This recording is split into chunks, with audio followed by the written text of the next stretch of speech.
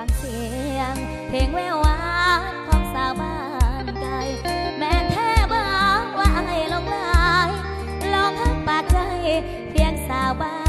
นเกินบ่เหมือนคำว่าเมื่อพบกันเห็นอ้ายข้างมันอยากแท้นอลงหักสู่เพิ่นผู้สาวบ้านเกินลงลมล่อลวงบ่าวบ้านเดียวกันมาเยอะยาจนน้องอับอายว่ามัวเมาหักบ่าวบ้านไกลบ่สนใจจึงคอยเฝ้าสมดังว่าจ้าบ่าวบ้านนาเขาพากมาทวงสาวบ้านเกินเกือบเป็นบ้าพวงย้อนถือคำลวงของบ่าวบ้านไกลน้องยังคอยให้อยู่ทุกวันบอกเคยลองลืมคำมันยานแต่ไอ้นั้นละตีเปลี่ยนใจถ้าดองบ่แพ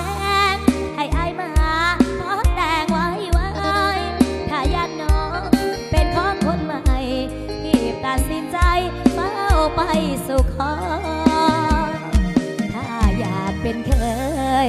ให้บ้านเกิดในแดนบอกเพื่อนนัดพบกันที่บนสวงเหนือเส้นไอเมื่อน้องจะเฝ้ารอเตรียมสิเตรียมใจ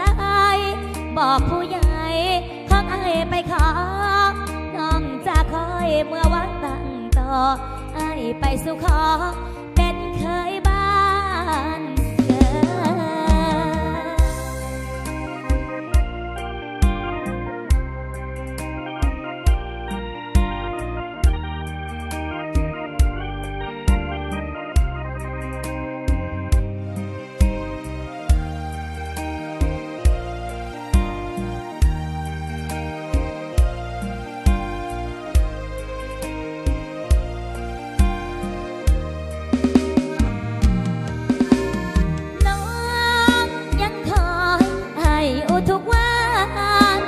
บอกเคยลองลืมคำมัน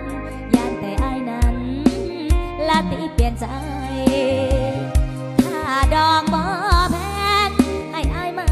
ขอแต่งไว้ถ้ายันน้องเป็นของคนใหม่ที่ตัดสินใจเฝ้าไปสู่ขอถ้าอยากเป็นเคยให้บ้านเกิดได้แดนบอกเพื่อนนัดพบกันที่บนสวงเหนือ